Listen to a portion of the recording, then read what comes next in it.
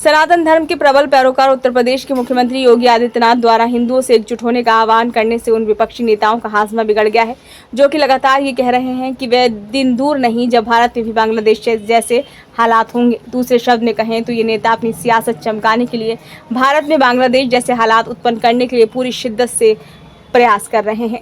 दरअसल मुख्यमंत्री योगी आदित्यनाथ मुखर होकर सनातन धर्म और हिंदुत्व की बात करते हैं और निरंतर हिंदू समाज को एकता और राष्ट्र प्रथम का संदेश देते रहते हैं। बांग्लादेश में हिंदुओं के खिलाफ हो रही विभत्स हिंसा का संदर्भ लेते हुए उन्होंने अपनी बात को और अधिक स्पष्ट करते हुए कहा कि हम बटेंगे तो कटेंगे। मुख्यमंत्री आदित्यनाथ का सीधा संदेश हिंदू समाज को जातियों में बांटने से रोकने और हिंदुओं के इसके कुप्रभावों के प्रति जागरूक करना था। इस बार श्री कृष्ण जन्माष्टमी के अवसर पर योगी जी ने आगरा, मथुरा में कई कार्यक्रमों में भाग लिया और जन समुदाय को संबोधित किया।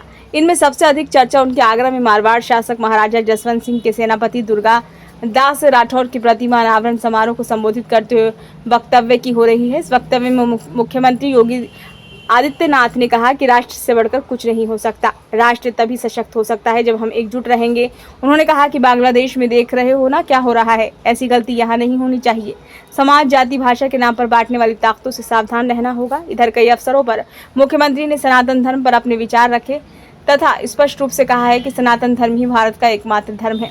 मुख्यमंत्री योगी आदित्यनाथ के बयानों से समाजवादी पार्टी के मुखिया अखिलेश यादव और मुसलमानों के एकमात्र स्वयंभू नेता बनने के लिए लालायित AIMM के असदुद्दीन ओवैसी बौखला गए हैं। सपा मुखिया अखिलेश यादव ने कहा कि योगी प्रधानमंत्री बनना चाहते हैं, कम से कम उन्हें प्रधानमंत्री का रोल नहीं अदा करना चाहिए। ये वही अखिलेश यादव हैं जिन्होंने लोकसभा में चंद सीटें बढ़ते ही लखनऊ में अपने प्रधानमंत्री पद की चाहत वाले पोस्टर लगवा दिए गए थे। मुख्यमंत्री योगी आदित्यनाथ हिंदू जनमानस से बिल्कुल सटीक व स्पष्ट बात कह रहे हैं, क्योंकि बांग्लादेश में हिंदुओं पर जिस तरह से अत्याचार हुए उस पर दुनिया में किसी ने भी कहीं भी कोई भी आवाज़ नहीं उठाई। बांग्लादेश, अफगानिस्तान और पाकिस्तान में हिंदुओं पर लगातार अत्याचार होते आ रहे हैं, किंतु किसी भी मानवाधिकारी की कलम नहीं चली और जो अमेरिका भारत में होने वाली छोटी मोटी घटनाओं पर उपदेश देता रहता, उसके मन में कोई संवेदना नहीं जागी। जब प्रधानमंत्री नरेंद्र मोदी ने स्वतंत्रता दिवस के अवसर पर बांग्लादेश की घटनाओं पर कड़ी चिंता व्यक्त की, तब कहीं जाकर कुछ सुस्ती टूटी है, पर वह नाकाफी है तथा बांग्लादेश के दूर दराज के हिस्सों में अभी भी हिंदुओं पर उसी प्रकार से अत्याचार किया जा रहा है।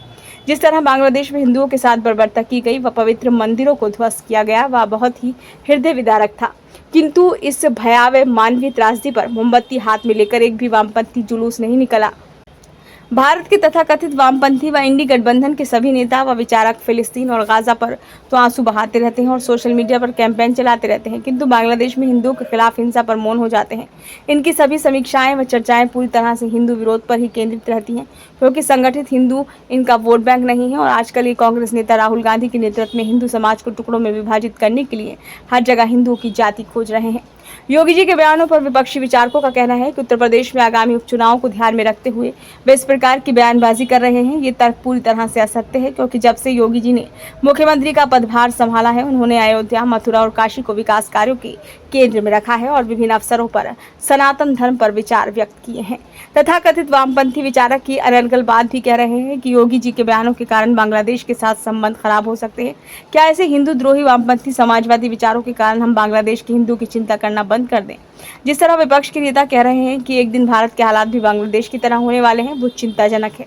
विपक्ष की ये बयानबाजी वास्तव में हिंदुओं के लिए चेतावनी है। यही कारण है कि योगी जी को हिंदू समाज से कहना पड़ रहा है कि हम बटेंगे तो कटेंगे।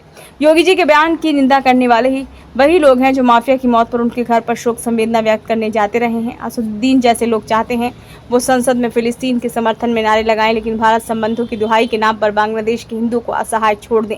सच तो यह है कि उत्तर प्रदेश के मुख्यमंत्री योगी आदित्यनाथ सनातन हिंदू धर्म के ध्वजावाहक बनकर उभर रहे हैं। भले ही राजनीतिक पंडित मुख्यमंत्री के बयानों को वोटरों का ध्रुवीकरण करने की नीति कहें, किंतु वास्तविकता यही है कि योगी आदित्यनाथ सदा से ही सनातन की रक्षा के लिए तत्पर रहे हैं और सनातन की बात करना उनके लिए संकल्प है, सियासत नहीं।